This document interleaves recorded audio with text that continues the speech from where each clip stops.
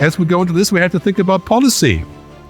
Like, we have a significant problem, as mentioned earlier in other speeches here. We're investing trillions in developing technology, but what are we investing in human alignment? We're making sure the consequences are feasible, right?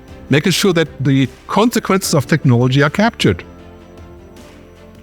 Most companies will use ESG approach or sustainable, or so that's like 2% of their revenues or one. They're doing everything they can to build everything else. That's called bad alignment. Here's what bad alignment looks like.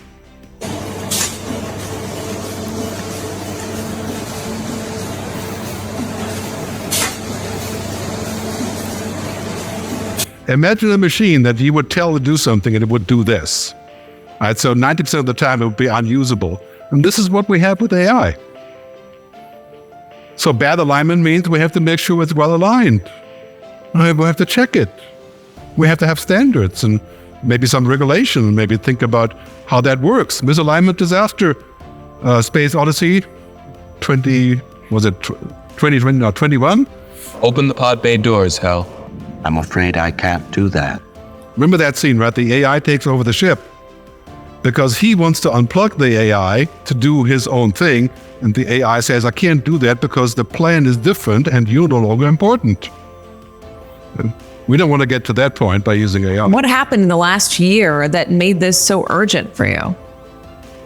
So for a long time, I was working on making computer models that got more and more intelligent in an attempt to understand what went on in the brain.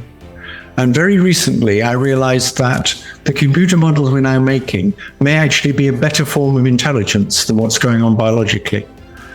So the idea that they might overtake us quite soon suddenly became much more plausible.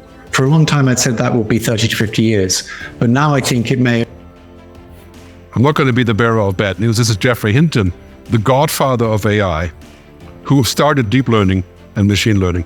Okay, there are many people who don't agree with what he says, but here's the bottom line. When we build a machine that can do all these things, how do we know what actually goes on inside?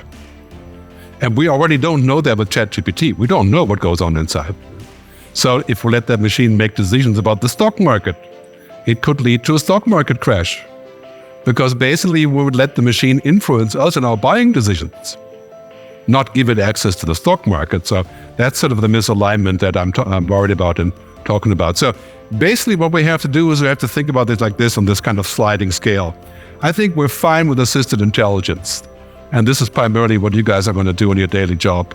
It's basically, you work on steroids, making it 4 or 5 times as efficient. That's probably a good thing in most cases. Some kind of automation also, then augmented intelligence with virtuality, but autonomous intelligence? I think that will be taken a little bit far. This is why I've been talking about this for 10 years. I know the UN finally picked up on a similar concept about a couple of weeks ago. In this, I call it the International Artificial Intelligence Agency, the IAIA. It's an agency that does what the nuclear agency does. And basically figures out how to create rules.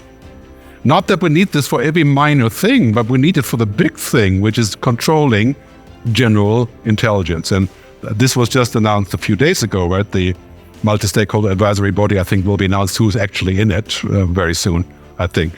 So definitely a good momentum, because this is our problem.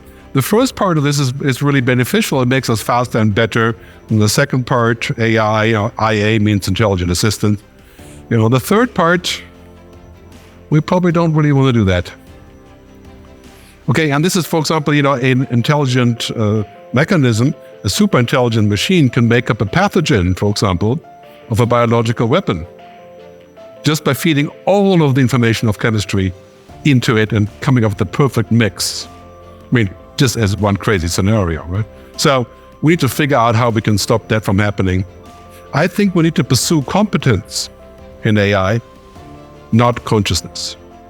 That's why I'm worried about companies like OpenAI, because their goal is to create this, a general intelligence. And why is that their goal? Because they want to be good to humanity? No, because the biggest business opportunity ever is to rebuild humans. Literally. Well, taking us back to Blade Runner to build digital humans.